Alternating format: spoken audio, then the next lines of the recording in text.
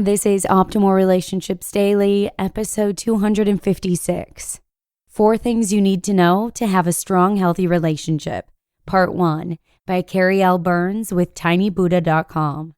Good day to ya. I'm your personal narrator, Joss Marie, and I'm here to bring you some of the best relationship blogs out there about friendship, dating, marriage, and even the relationship you have with yourself.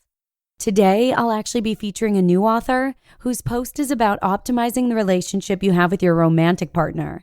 So without further ado, let's hear what Carrie has to say and start optimizing your life. 4 Things You Need to Know to Have a Strong, Healthy Relationship, Part 1, by Carrie L with tinybuddha.com. Quote, "To love is nothing, to be loved is something. But to love and be loved, that's everything." T. Tolles. Relationships are not always easy. If you lack the tools to engage properly with a partner and cannot show up in a healthy way, you will find your relationship is 10 times harder and most likely prone to failure. I wish I had known these things when I first started dating, as it would have made my life much easier. If you want to have a healthy relationship, you must know the following. Number 1, how to communicate effectively.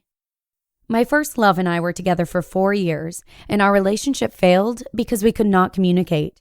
I didn't know how to express myself effectively, and I blamed him for all our problems. I never stopped to think about my part in everything and how I was failing to meet his needs.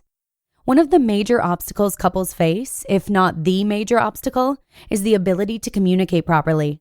I don't mean talk, I mean communicate.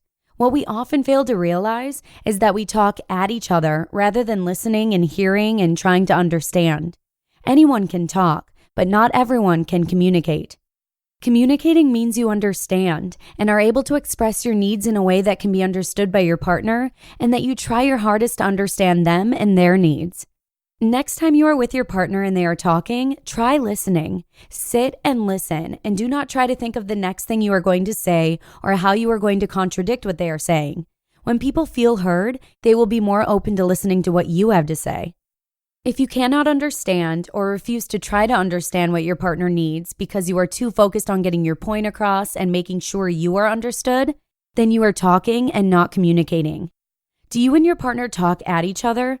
Do you always feel the need to be right and win the argument? Even if you win the argument, you could lose something much more valuable. Although you may be winning the battle, you will be losing the war. It is a known fact that men and women communicate differently. The sooner we all accept this, the easier it will be to stop being so frustrated and learn to understand each other. Throughout history, men and women have had to adapt differently, hence a difference in communication styles. Studies have shown that women are able to use both sides of their brains at the same time, while men can only use one side at a time. Men are protectors and providers, and their mode of communication is silent problem solving, whereas women are nurturers, and we have learned to cope through talking and sharing of experiences. There is so much that can be said on this topic, as it's one of the main reasons relationships fail. Learning how to communicate with your partner will not only serve your relationship, but it will serve you in the workplace and in all human interactions. One of my favorite sayings is, quote, "Seek first to understand, then to be understood," end quote.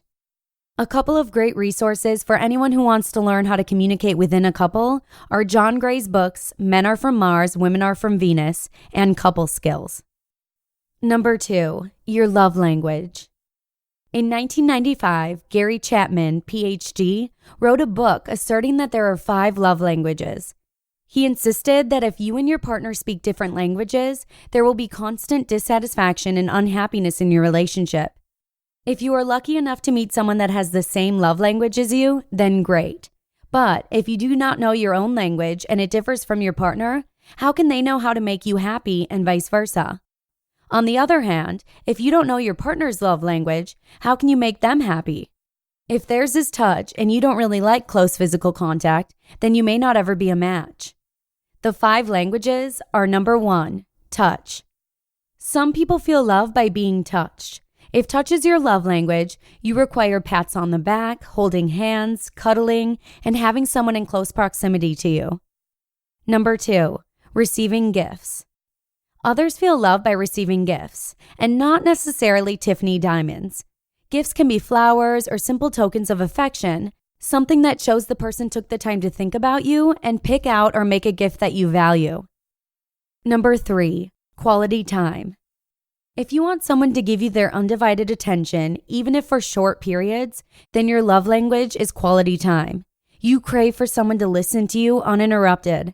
No TV, no phone. You enjoy sharing activities together, and the very act of someone's company and one-on-one interaction makes you happy. Number 4, acts of service. If you like it when your partner helps around the house because you are super busy, or washes your car, or throws in a load of laundry, then acts of service is your love language. And number 5, words of affirmation. Everyone needs words of affirmation to some extent, but if you need to hear someone say, "I love you because you are so special," or something that affirms who you are, and if you are highly affected by insults, then words of affirmation is your love language. My last boyfriend's love language was physical touch. Mine is quality time. I always tried to be there for him physically, whether it was holding his hand while he was driving, coming up behind him and giving him a hug while he was shaving, lying next to him on the couch, or even rubbing the back of his neck. The problem came in when I told him what my love language was, and he had no desire to meet it. If your partner doesn't care about loving you in a way that you need to be loved, not in the way they need to be loved, you are probably doomed. For more information and a test of your love language, you can go to 5lovelanguages.com. Number 3, hear that in tomorrow's episode.